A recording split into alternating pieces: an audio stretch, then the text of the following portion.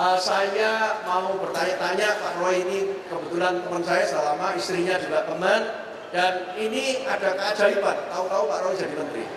Waktunya singkat sekali. Kita mau tanya dulu. Dan yang hebat, saat 29 April ketika kita mau mulai Jakarta Marketing Week, hari pertama itu adalah hari ke-100-nya Pak Roy ya. Saya masih ingat. Sekarang kalau gitu hari ke-104 ini sekarang ya. Kita akan tanya Pak Roy apa yang sudah dicapai selama 100 hari. Kemudian sesudah itu apalagi yang akan dicapai ini. Waktunya singkat ini sampai 2014. Dan tadi Pak Roy bilang sama saya, silakan kalau mau tanya apa saja. Jadi ini kayak town hall talk. Sesudah itu barusan kita awarding. Marilah kita mengenal lebih dekat Menpora Roy Suryo, silakan. Kasih Pak Roy. Oh, ya. Tes. Duduk atau berdiri? Duduk aja, Pak. Duduk aja. Selamat malam semuanya. Assalamualaikum warahmatullahi wabarakatuh. Salam sejahtera untuk kita semuanya. Shalom. Om Swastiastu. Pak Roy, pertanyaan pertama. Ini kok mendadak jadi menteri ini ceritanya ya apa, Pak? Biasanya orang katanya ceritanya mendadak. Tidak boleh garis tangan kok, tapi ada campur tangan katanya mestinya. Ini ada campur tangan dari nggak ada sama sekali. Gimana? Dan seperti yang mungkin 1-2 kali sudah sering saya sampaikan di beberapa tempat, Pak Hermawan, memang tidak ada pikiran atau tidak ada mimpi sama sekali. Bahkan sering diplesetkan Roy Suryo itu tidur, tahu-tahu bangun jadi menteri, gitu ya, gitu. Memang betul, memang begitu. Ya, jadi tidak ada pikiran sama sekali. Dan kalau dipikir, memang kompetensinya jauh, ya. Karena mungkin kalau kita bicara soal digital society, nah malah hubungannya. Sana itu cocok. Nah, kalau misalnya hadir pada saat Indonesia Digital Society Award itu malah cocok. Cocok saja nih. Cocok. Ya, tapi karena tempat itu masih ada yang ngisi, ya isinya nggak di situ. Ya. Jadi kebetulan yang kosong adalah pos yang ditinggalkan Mas Andi Malarangeng, dan Mas Andi waktu itu memang mundur karena persoalan yang membelit di kantor Menpora. Tapi ini bukan hal yang mudah loh. Teman-teman juga tahu bahwa di kantor kami itu sedang ada masalah, sedang diperiksa oleh KPK. Dan tiba-tiba saya masuk orang baru yang bukan kompetensi pemuda dan olahraga memegang jabatan itu. Jadi terus terang bukan hal yang mudah. Tetapi saya percaya ini semangat saya untuk teman-teman semua. Tidak ada hal yang tidak bisa dilakukan. Ya, kalau kita punya niat. Ya, dan meskipun mungkin tidak semudah membalik tangan. Kalau tadi bicara soal garis tangan, tidak mudah membalik tangan. Tetapi tidak ada yang tidak bisa. Dan saya berbekal itu aja, Pak Hermawan. Jadi artinya berbekal semangat, dan teknologi bukan berarti itu ditinggalkan. Teknologi kita gunakan untuk mencari referensi. Jadi karena saya merasa tidak punya file as experience di situ, maka saya harus menggunakan frame of reference yang sudah ada. Jadi frame of reference itu yang disediakan dengan teknologi itu yang saya pergunakan. Ya, ini talk show kita di live streaming gitu, ya, melalui YouTube. Jadi ini pas sekali karena Pak Roy kan orang digital society ya. Jadi kita live streamingkan, dan 1 Mei yang lalu pada waktu malam di sini yang bicara di sini Profesor Anies Baswedan. Ya. Dan Profesor Anies Baswedan bilang ini era baru Indonesia. Betul. Karena saya kasih judul The New Indonesia in 2014. Dia bilang kalau sudah ada internet semuanya transparan, semuanya harus meritokrasi. Kalau orang Indonesia ini tidak betul-betul kompetitif, habis nanti. Ya. Sama orang-orang luar yang bakal masuk sini. Dia bilang gitu. Dan yang lucu Pak, ini Profesor Anies Baswedan bilang pertama kali ini saya ngomong di mall katanya. Tapi sesudah beliau yang kita tampilkan di sebelah sini slang. Jadi 5 orang slanker, bukan slanker kan eventnya. Ya. Slang itu datang di sini dan kita tanyain gimana pidatonya Pak Anies Baswedan itu yang mengatakan tidak bisa semua tergantung dari pemerintah. Untuk supaya menjadi kompetitif, masyarakat sendiri mesti melakukan gerakan horizontal. Gerakan lebih penting daripada program. Kalau program itu vertikal, kalau gerakan itu horizontal. Jadi intinya gini, Pak Herman. Jadi waktu itu ada kekosongan jabatan. Dan syaratnya kalau Menteri Pemuda dan Menteri Olahraga itu nggak boleh yang tua. Nah, jadi itu syarat itu pertama kali masuk. Jadi ketika Presiden cari siapa yang muda, ya syaratnya harus di bawah 45 tahun. Jadi alhamdulillah saya masuk di bawah 45 tahun. Ya, syarat yang kedua ini yang sering diomongin orang, harus yang ada kumisnya. Karena menteri sebelumnya, dua menteri sebelumnya ada kumisnya gitu. Katanya gitu. Jadi saya punya ini saya kenalkan juga, ini ada deputi saya di sini, Pak Alfitra Salam, silakan berdiri di deputi 1 bidang pemuda. Ini juga Pak Bahrul Sentreng, ini juga bidang pemuda yang pemuda. Nah ini yang membantu saya di kantor. Masih muda juga kan? Oh masih muda juga. Nah meskipun ya kemudian bidang atau background olahraga itu nggak ada, tapi saya diberi pesan oleh Presiden waktu itu, yang penting bisa menyelesaikan masalah olahraga. Udah, nah karena gara-gara malah nggak ngerti urusan olahraga malah gampang. Kalau kita ngerti urusan olahraga mungkin malah susah menyelesaikan. Iya. Bayangan saya waktu itu kan ada persoalan sepak bola yang nggak susah, ya kan? Pokoknya karena dua ini bertengkar terus, ya disatukan. Kalau komputer itu kalau menyatukan, kalau sudah ruwet, udah. Saya sering bilang kontrol alt aja di reset semuanya. Nah itu juga di reset semuanya. Jadi satu sekarang. Ya. Tapi saya tahu memang Mas Roy ini ada miripnya sama saya. Kita berangkat dari gerakan itu tadi ya. Kalau aku gerakan marketing, bukan vertikal jadi dosen marketing, malah dosen-dosen marketing banyak yang nggak suka sama saya. Mas Roy ini persis sama. Pertama kali masuk telematika juga ngajar loh. Tapi saya lihat beliau lebih banyak diterima oleh masyarakat. Gerakan mempopulerkan telematika bukan program, betul nggak Pak? Ya. Jadi orang horizontal. Bahkan mohon maaf ini beberapa teman-teman pengajar juga melihat Pak Roy ini tekondi mau bukan asli orang elektro, bukan asli orang teknik, cuman memang semenjak awal tahun 2000-an ya kita keliling bersama-sama telematikan masyarakat dan memasyarakatkan telematika. Ini ada samanya. Dan slang juga menangkap. Slang ini menurut Pak Anies Baswedan gerakan ini.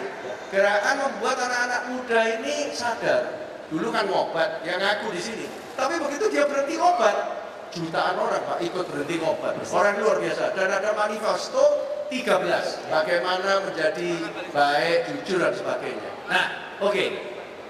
Hari ini kita kumpul di mall karena mall ini adalah simbolisasi horizontalisasi, inklusif dan sosial. Karena di sini menteri jalan-jalan, ketemu jenderal bintang 3, ketemu supir, tidak ada masalah di mall ini. Ya, bukan di gedung. Nah, karena itu kita laksanakan di mall.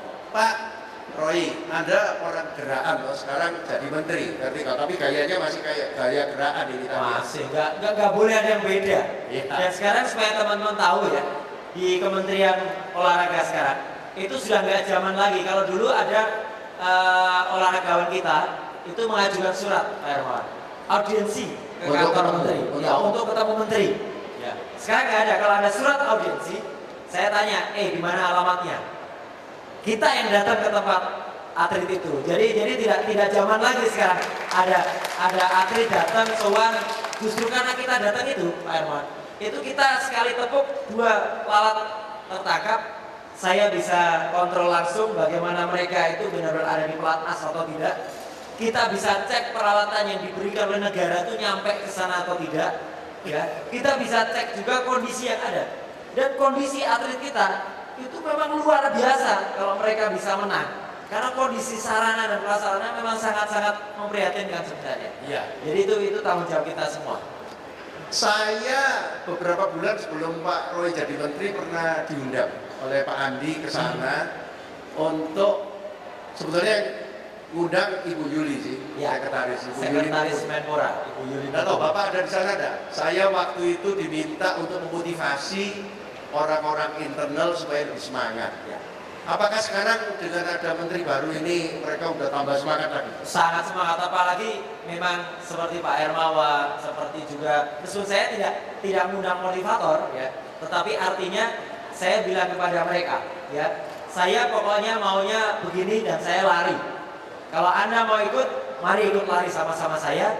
Kalau Anda nggak mau ikut, Anda akan ketinggalan. Kalau dipikir, hari ini alhamdulillah saya bisa ada di sini, Pak Hermawan. Kemarin malam saya masih ada di kemarin pagi saya masih ada di Sorong, di Papua, karena kita memperingati 50 tahun kembalinya NKRI, ya, kembalinya Papua ke NKRI. Kemudian kemarin siang saya berada di Bali untuk membuka Asia Pacific Broadcasting Union, jadi ABU. Oh ya. my God. Terus dari Bali saya sempat ke Bali, nggak hanya ke Denpasar, saya ke Buleleng dulu sebentar. Ya, padahal jarak antara Denpasar Buleleng itu sekitar 2,5 jam. Malamnya buka ABU lagi. Terus saya datang ke sini. Alhamdulillah pagi hari tadi itu kita bisa ada acara juga di kantor. Oh my God. Besok saya ke Jogja, ada acara pameran foto. Kebetulan saya masih selaku fotografer, ya. Esoknya lagi sebenarnya harus ke Surabaya, tapi golfnya malah di Jakarta. Setelah itu besok Senin ke Palembang. Ya. Oh, jadi hari-harinya memang begitu. Ya itulah kalau katakan orang punya pusar udah nggak punya pusar lagi kan. Tapi Bu Ririn besok tampil sini kan? Besok Women Day. Jadi besok tampil sini jam berapa? Sore dia. Sore ya? Jam 2 ke jam 3 ya? Saya ada di Kulon Progo itu di Jogja. Oh. Ya, saya ada acara sama Pak Barum ini untuk kewirausahaan pemuda. Jadi untuk yang mau mendengarkan ibu yang sangat cantik ini, ya, dan tambah-tambah tambah cantik ini, aku kenalnya sudah 10 tahun lebih. Tambah cantik, besok bersama ikon perempuan yang lain akan bicara juga di panggung ini tentang perempuan, ya, tentang olahraga kan ya. Jadi banyak yang mau noleh-noleh, mau lihat, tolong berdiri sebentar dong, Ibu Ririn, tepuk tangan dong untuk Ibu Ririn. Ya. Nah, sekarang Pak, 104 hari, Bapak mesti lari cepat loh ini, ya toh? Waktunya Kabinet Indonesia Bersatu Jilid 2 ini kan sampai 2014 ya, kita semua tahu. 104 hari loh hari ini, aku ikut ngitungi ini. Yang udah diselesaikan apa? Selain PSSI. Saya tidak mau cerita sebenarnya apa yang sudah diselesaikan, karena itu bukan saya pribadi. Itu kita semua.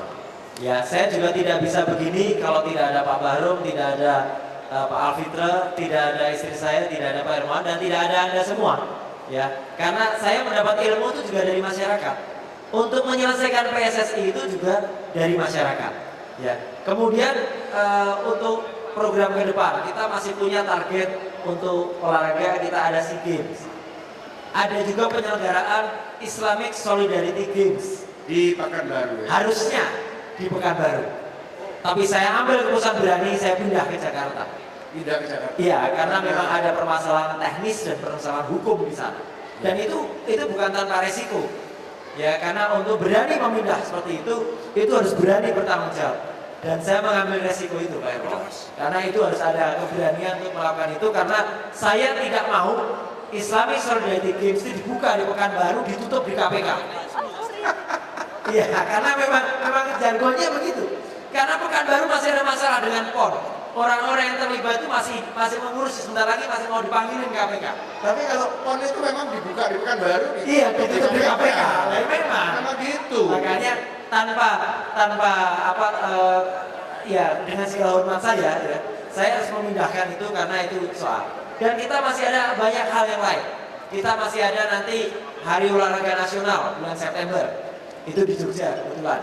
Tapi kita ada program untuk pemuda. Teman-teman, mari kita ajak untuk sama-sama meramaikan apa yang namanya Merajut Nusantara. Apa itu, Pak? Merajut Nusantara itu mungkin teman-teman sering dengar kalau presiden kita pidato. Dari Sabang sampai Merauke, dari Pulau Miangas sampai Pulau Rote. Sampai Miangas. Miangas di mana? Miangas. Paling utara Indonesia. Di mana itu? Itu ada di atas Halmahera, di Termasuk Maluku Utara. Di atasnya lagi. Nggak provinsinya, Mas? Oh iya. Jadi itu 2 jam perjalanan dari Filipina, 8 jam dari Indonesia. My God. Jadi lebih dekat ke Filipina. Nah, kita rajut itu. Jadi 20 Mei Kebangkitan Nasional besok, saya ada di Miangas, di paling utara. Ya, kemudian nanti kita ada waktu untuk ke Merauke. Kemudian 17 Agustus itu saya ada di Pulau Sabang, pulau paling barat Indonesia. Kemudian akan ada di Pulau Rote, puncaknya Sumpah Pemuda, ini acara Pak Alfitra. 28 Oktober itu ada di Samarinda. di tengah-tengahnya. Wah. Jadi kita gerakkan pemuda-pemuda ada di sana dan itu akan ada live streaming juga. Jadi kita semua jadi teman-teman bisa ikut upacara bendera melalui internet ya. Dan kita bisa manfaatkan itu bersama. Jadi kita rajut titik-titik terdepan dari Indonesia itu, kemudian kita satukan di Samarinda. Jadi itu gerakan bersama. Jadi kalau di total mulai dari diangkat nanti sampai berakhir sudah dihitung berapa hari? Ya, saya dilantik 15 Januari. Ya. Kira-kira sampai kapan? Sampai nanti tergantung tahun depan itu diberhentikan kapan. Ya kan? Kalau diberhentikan kira-kira bulan Mei ya Mei selesai.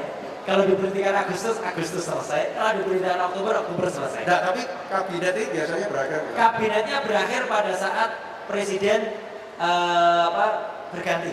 Jadi pada saat bulan Agustus. Jadi masih setahun lebih. Setahun kira-kira. Masih setahun lebih. Dan agenda besar yang akan dilakukan antara lain saya catat tadi Islamic Solidarity. Iya, Islamic Solidarity. Tapi merajut Nusantaranya yang lebih Merajut itu agenda besar. Hari olahraga nasional itu juga agenda besar. Pekan olahraga antar pesantren di Gorontalo itu juga event besar. Pekan olahraga pelajar itu di Jakarta. Pekan olahraga mahasiswa itu juga kita selenggarakan. Kemudian tahun ini tidak ada PON karena Pekan Olahraga Nasional nanti 2016 ada di Jawa Barat. SEA Games di Myanmar kita harus merebut kembali posisi puncak. Oh, SEA Games ya? SEA Games di Myanmar itu akhir tahun. Akhir tahun ini? Ya, akhir tahun ini itu kita ada SEA Games di Myanmar. Jadi sebenarnya hari-hari ini nggak pernah ada selesainya. Belum nanti kalau masih dengan teman-teman, saya selalu on Twitternya, saya selalu masih merespon semua SMS yang masuk, saya masih merespon BBM yang masuk, dan itu saya tidak wakilkan. Ya. Respon sendiri. Semua Twitter, semua BBM, semua SMS itu saya jawab sendiri. Jadi saya tidak ngangkat staf khusus urusan BBM itu nggak ada. Twitternya @KRMT Roy Suryo. Seperti yang sudah di-mention oleh Jakarta Marketing Week ini. Bukan KMRT kan? Kalau itu palsu, KW1 itu. Ya, saya ada yang KW1, ada yang KW2. Agak membingungkan karena KRMT yang asli, KMRT ini plesetannya. Ini memang di dunia internet memang begitu. Memang kayak maya memang senang orang bikin yang KW1. Tadi pagi pertama keliru aku, Pak. Kemudian terpaksa aku tweet lagi 2 kali, tak periksa lagi benar-benar. Waduh, nah kita bukan orang Jawa, nggak ngerti KRMT atau KMRT.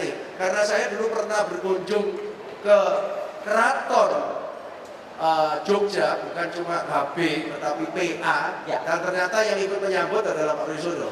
Jadi Pak Roy Suryo ini betul-betul asli keluarga keraton, bukan yang dari terah HB, tapi dari Pakualaman.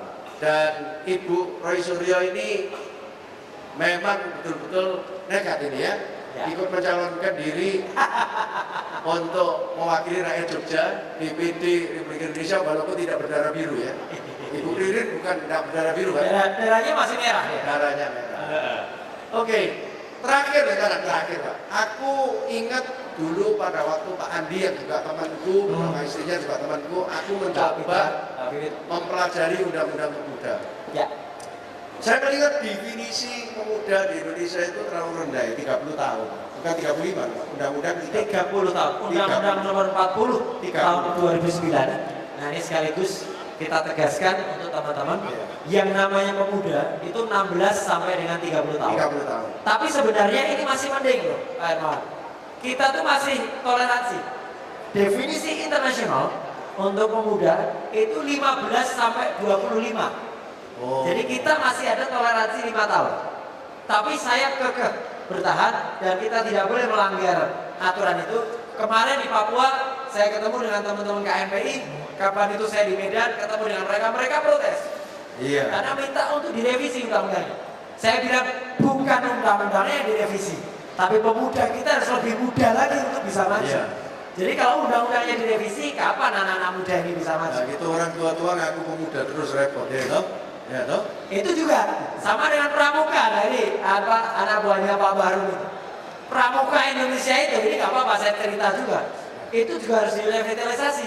Karena namanya pramuka itu singkatan dari Praja Muda Karana. Pengurusnya bukan muda lagi, jadi ya harus dibikin muda. Jadi teman-teman harus mau pegang itu, jangan sampai bilang kalau masih suka pegang pramuka karena pramuka isinya masih orang tua. Lu jangan. Anak muda itu adalah generasi pemegang hari depan bangsa. Kapan lagi kita mau ke sana? Gitu kalau bukan kita sendiri yang pegang. Menurut undang-undang itu saya masih ingat, antara lain pemuda Indonesia itu harus menjadi leader. Antara lain harus menjadi entrepreneur. Ya. Jangan cuma mau jadi pegawai negeri. Persis. Harus punya jiwa kewirausahaan. Antara lain menjadi change agent. Ya toh? Harus yang berani merubah. Antara lain mesti menjadi social controller. Betul ya? Harus berani menerima kritik. Dibully di Twitter harus berani. Kalau memang iya katakan aja, kalau memang enggak katakan enggak. Dan kita harus berani ngambil resiko itu, tapi memang benar. Kalau ini biasa dibully. Ya, yang namanya kalau di Twitter itu nggak masalah dibully, wong ada tukang bully. Ada yang memang ada yang memang membayar untuk ratusan orang itu membuli, dan itu memang pekerjaan. Di Twitter tuh ada pekerjaan tukang bully ada. Ada yang memang orang-orang yang memang dibayar untuk melakukan itu. Jadi jangan khawatir. Ya. Oke. Ada komentar, ada pertanyaan, Pak Roy hari ini sangat terbuka loh ini. Silakan, ada satu. Town hall, jadi boleh apapun. Ini menterinya sampai turun ini, ngasih mic sendiri. Coba lihat ini. Silakan, apa saja. Makasih Pak Menpora, Pak Rosudio, makasih atas kesempatan yang diberikan. Kami dari Yayasan Bakti Luhur, yayasan yang bergerak di bidang anak-anak berkebutuhan khusus, anak-anak difabel belas. Tadi Bapak sudah menyebutkan beberapa pekan olahraga yang akan dilaksanakan. Ya. Tapi belum, kami mengharap sih kalau bisa ada juga pekan olahraga buat anak-anak yang difabel. Ada. Iya. Oke, itu aja Pak, makasih. Ada Pak. Terima kasih tadi hanya belum tersebut, masih banyak lagi sebenarnya. Pekan olahraga Korpri masih ada, dan para games itu akan diselenggarakan juga setelah SEA Games. Jadi para games itu akan diselenggarakan perkiraannya bulan Januari 2014, tepatnya juga di Myanmar. Dan Indonesia itu memang berprestasi. Saya sudah ketemu dengan teman-teman yang ikut para games di Solo, dan kemudian kita gerakan bersama, dan memang itu membanggakan, luar biasa. Saya juga kemarin sempat datang juga ke pelatihan mereka, terus ada juga yang sempat datang ke kami, ya, dan juga ada tidak hanya itu. Kalau tadi Pak Hermawan cerita ada bikin film, ya. Kami kantor Menpora sekarang juga lagi support untuk film tentang perjuangan seorang juara nasional, bahkan dia internasional, atlet tenis yang memiliki kekurangan, yang memiliki cacat, dan itu untuk memotivasi. Jadi artinya jangan khawatir, kita semua satu, kita semua sama Pak, kita semua saudara. Ya, gitu. Jadi ini menjadi bagian kita, karena Indonesia itu juga sempat tahun lalu mengirim 8 atlet kita ke London untuk mengirimkan ke internasional. Syukurlah. Ya. Di sini hadir juga seorang ibu yang sangat cantik yang juga ikut aktif dalam Yayasan Bakti Luhur. Silakan berdiri, Ibu Lisa Rianto. Ya. Dan Mbak Lisa ini sekarang orang dalam di Kemenpora. Orang dalam. Suaminya adalah Staf staf khusus. khusus saya. Ya, ini Profesor agak unik. Eko Indrajit. Ya, jadi suaminya lulusan Harvard, pinter sekali otak kirinya, tapi istrinya adalah anaknya almarhum Arianto, kalau masih ingat dulu, bunga mawar dan sebagainya ya. Nah, tapi beliau ini hebat sekali. Aku SMS ke suaminya, istri Anda kelihatan 10 kali lebih cantik sekarang setelah nyanyi di sini bersama anak-anak cacat. Betul. Makna sendiri langsung was touch, dan kita langsung mengambil 10 anak angkat Pak, lewat Yayasan Bakti. Luar biasa. Tepuk tangan untuk Pak Bos. Luar biasa. Ada lagi yang silakan. Kalau masih ada, Kalau ada komentar atau apa, boleh memberikan masukan. Tadi masukannya bagus. Saya minta Ryan ini Bapak sudah mestinya saya tahu ya, ini bergerak di bidang keolahragaan dan aktif untuk membuat liga-liga, dan dia dulu kerja di IFG San Francisco office. Kemarin datang sini dan ketemu sama. Untuk olahraga, sebentar sebelum Ryan bicara, kita juga tidak ingin main-main ya. Bulan lalu Ryan, saya ketika ke Inggris kita akan ajak nanti Manchester City itu juga main di sini. Insya Allah tidak hanya Manchester City-nya, tetapi kita akan ajak juga Etihad Academy itu untuk buka di Indonesia. Terus ke Belanda. Ke Belanda kalau teman-teman ingat PSSI itu dulu didirikan tahun 30 Pak Hermawan. Itu yang mendirikan namanya KNVB. KNVB itu Belanda ya? Ke Belanda. Koninklijke Nederlands Football Bond. 7 Juni besok bahnya PSSI yaitu KNVB itu akan bertarung melawan PSSI. Terus kita akan ada Juve melawan PSSI. Kita akan ada selain Manchester City kita akan ada Arsenal melawan PSSI. Jadi ramai. Setiap bulan PSSI kita ajak untuk tanding supaya nggak peringkatnya 160 seperti sekarang. Malukan banget gitu. Jadi ya harus mau bangkit gitu loh. Kalau nggak mau bangkit nggak usah main. Masa 237 juta rakyat Indonesia pilih 11 orang aja kalau susahnya Ranking 160 ya. Ranking 160. Gimana Ryan? Ada masukan untuk Pak Menteri? Jangan cuma ketawa. Ya Pak, kebetulan saya dari Liga Mahasiswa. Mungkin kalau Bapak tahu NCAA di Amerika, kita NCAA di Indonesia. Jadi kita juga ada sisi edukasi, ada IPK minimum, ada keharusan bakti sosial dan secara akademis. Jadi kita membangun liga untuk antar mahasiswa, antar kampus intinya. Dan kebetulan saya sebenarnya sempat ngomong sama Pak Andi Malarangeng beberapa minggu sebelum dia turun. Dan mungkin turunnya Mas Andi itu gara-gara ngomong sama Mas itu. Iya, kebetulan sudah bicara, cuman belum berlanjutan, terus itu jadi dan belum ngomong lagi. Tapi kebetulan Liga Mahasiswa salah satu komisionernya Pak Erick Thohir, dan kita ingin membangun dalam mahasiswa, dan salah satu yang kita ingin tanyakan jalannya bagaimana kira-kira baiknya Pak untuk kita bisa ikut misalnya jadi feeder untuk World University Games. Oke. Ya, sangat terbuka Pak Hermawan. Jadi seperti kemarin saya juga sempat datang ketika Mas Erick Thohir mengundang saya untuk ke salah satu basket, dan waktu itu Indonesian Warrior menang ya ketika saya tonton, tapi setelah itu sempat kalah juga ya. Jadi banyak. Kemudian volley juga. Volley kita dorong agar volley ini ngangkat lagi ya. Jadi nanti akan ada pertandingan volley yang juga melibatkan pemain internasional. Untuk sepak bola sama. Jadi pemain-pemain muda ya, kemarin saya juga sempat hadir pada saat salah satu perusahaan penerbitan besar ya KKG itu memilih 18 pemain untuk dikirim ke Sofia Games yang ada di Swedia.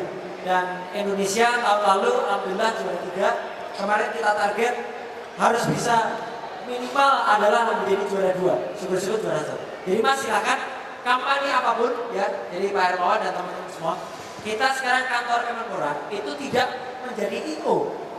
Kami tidak mau terlibat. Saya pesankan kepada para deputi, mereka tidak menjadi wasit yang ikut bermain, tetapi benar-benar wasit.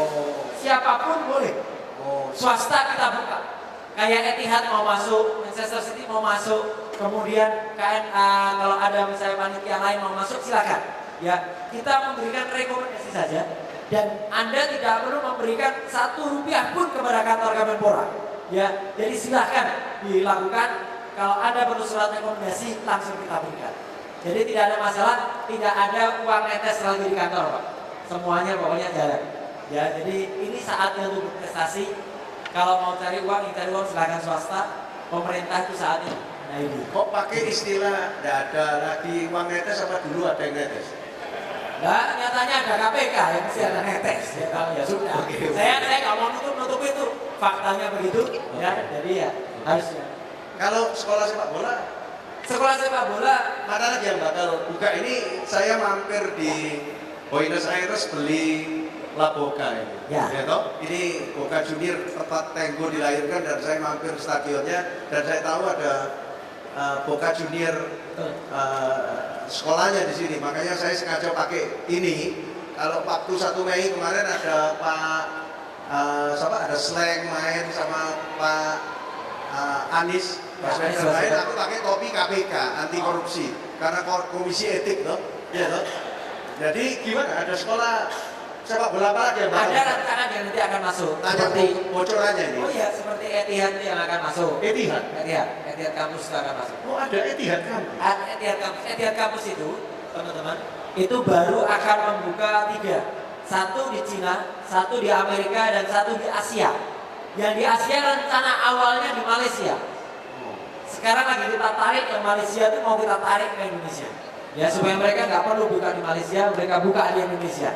Ya karena Indonesia punya lebih besar dan tidak perlu di Jawa. Bisa juga itu ada di Papua. Ya bisa juga itu ada di Sulawesi. Jadi kita banyak tempat dan anak-anak Papua itu luar biasa. Ya mereka juga bisa diajak sama Mas Yohanes Surya, Prof. Yohanes Surya itu Olimpiade Fisika, Olimpiade Matematika lebih maju. Secara fisik mereka untuk jadi main sepak bola itu luar biasa. Gila ya. Faktanya Persipura itu sekarang juara liga di SK. Persija yang Jakarta itu yang paling bawah sekarang. Jadi memang Persipura ini memang paling atas. Jadi Gubernur Papua tadi ketemu Bapak minta apa ini? Salah satunya itu enggak. Tadi cerita mereka pingin bidding untuk PON 2020. Oh. Ya, jadi untuk PON tahun 2020. Siapapun menporanya, saya bilang begitu. Oke, kita coba wujudkan siapapun presidennya, dan saya juga bilang ke dia siapapun gubernurnya di sana. Ya, jangan sampai kemudian kalau gubernurnya ganti, idenya ganti lagi. Ya. Hebat ya, ini Menpora baru, semangat baru, dan tahu waktunya sedikit, banyak sekali yang dilakukan ini. Bisa-bisa lebih banyak dari yang dulu bertahun-tahun gitu ya. Nah, yang jelas untuk kejuaraan yang sudah lama ditunggu-tunggu, apa itu? motorsport, ya. Kita dulu kan cuma bermimpi kapan di Indonesia ada penyelenggaraan balap mobil F1 internasional. Ya, sebelum F1 akhir tahun 8 Desember kita akan menjalankan Le Mans. Ya, Le Mans. Ya. Le Mans itu nanti akan ada di Sentul. Kemarin Ikatan Motor Ya. Indonesia manggung di sini. Ya. Ketuanya kan Pak Nanan. Pak Nanan. Kemarin ini kita kasih manggung. Pokoknya manggung ini untuk teman-teman ini, ya kan? Ini juga manggung sini, Pak. Dan Pak Nanan itu memang salah satu yang sangat support. Saya sempat ke sirkuit di Albert Park di Melbourne kemarin ketika pembukaan Grand Prix F1. Saya sempat ke Sepang. Itu tujuannya apa? Kemarin ya juga pada saat F1 itu membicarakan bagaimana narik salah satu rangkaian dari F1. Tapi mungkin saya bisa pastikan bukan 2014. Kemungkinan paling cepat baru 2015. Bisa jadi tidak di Jakarta, bisa jadi di Bali, bisa jadi di Sulawesi Utara. Kalau di Jakarta itu juga tidak perlu repot-repot bangun sirkuit. Saya sudah punya bayangan kita punya sirkuit yang sangat bagus, bukan juga di Sentul, ya, tapi ada di tengah kota.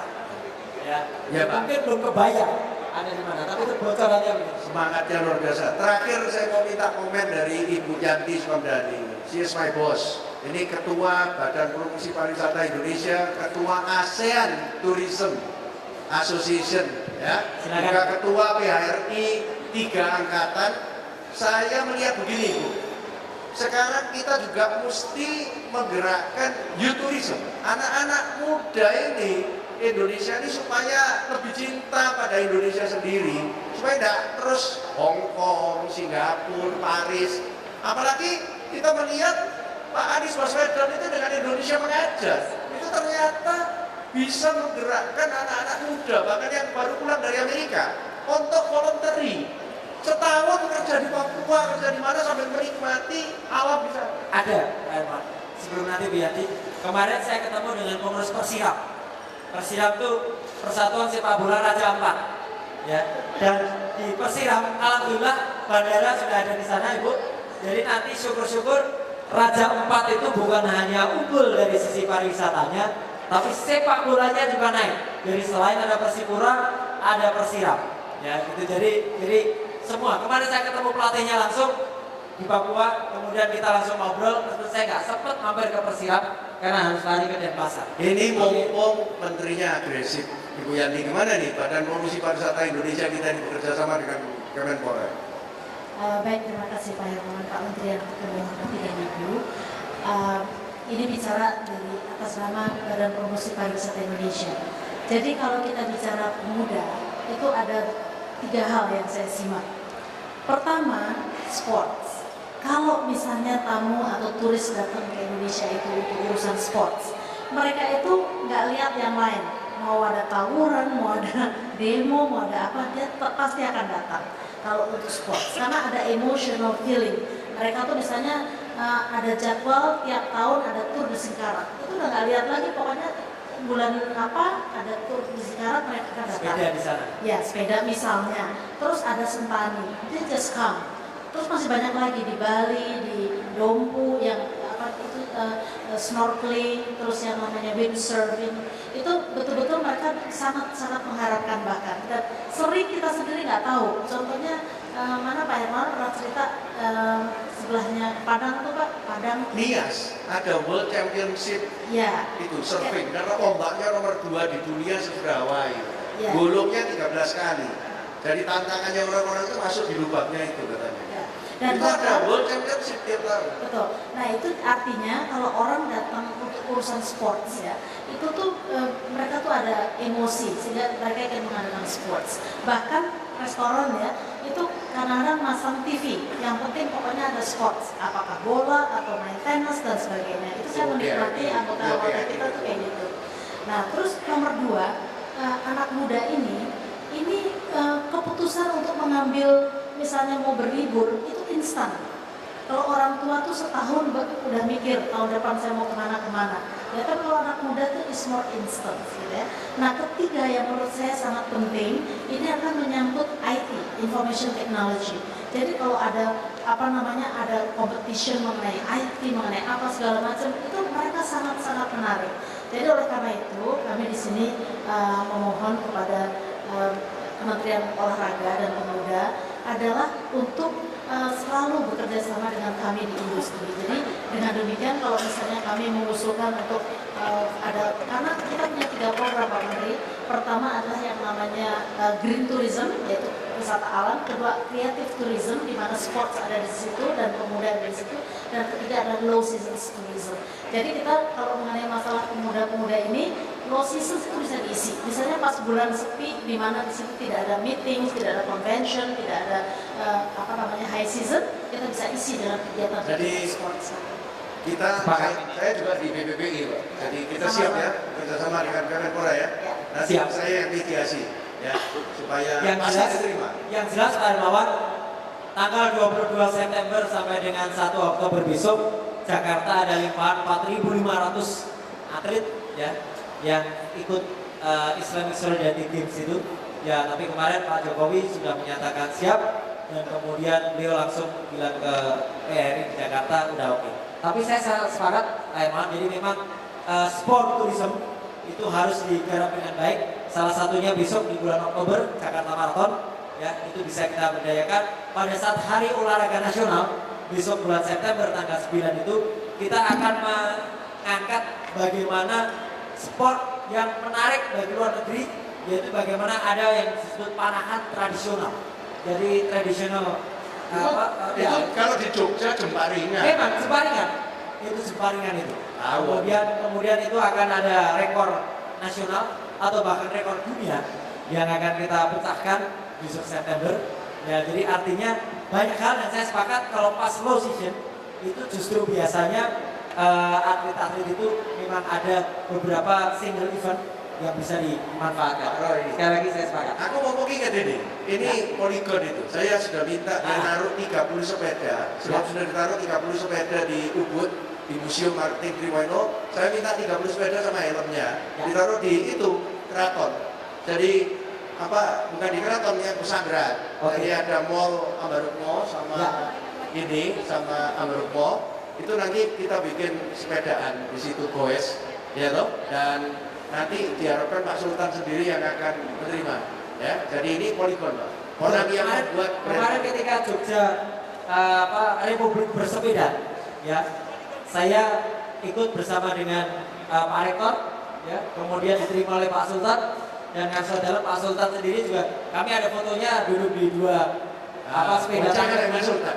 ya. Jadi nanti Pak Roy Suryo sama Ibu ini datang juga di acara Kira Indonesia Marketing Festival. Jadi siapkan 2 sepeda, satu untuk Pak Sultan, satu untuk Menpora. Pakai namanya, ya. Siap ya? Aku nggak melok duwe yo, ngomong-ngomong ya. Ya. Jadi Bu Yanti sekali lagi terima kasih, kita banyak bekerja sama dan kita akan bisa banyakkan tidak hanya soal sport tourism, science sport juga kita berdayakan. Selama ini atlet-atlet Indonesia itu Pak Hermawan, Apa itu? itu kalah gara-gara mereka bakat alam. Sekarang kita masuki dengan pengetahuan supaya mereka sudah tahu dari awal. Bahkan ini yang terakhir, kenapa saya ngajak suaminya Mbak Lisa ini, ya atlet Indonesia itu biasanya mereka hidup akhirnya tidak sejahtera karena sekolahnya itu tidak sampai atas. Sekarang atlet Indonesia sedang kita susun schedule-nya, susun programnya supaya atlet itu kemana-mana menguasai IT, jadi dia bisa bawa gadget, sekolah formalnya tidak ketinggalan. Ya, ini banyak hal yang harus kita lakukan, mungkin tidak tahun ini, tetapi arah ke sana sudah ada dan kita tanamkan mulai dari sekarang. Tepuk tangan, Menpora. Luar biasa ya. Terima kasih. Optimis.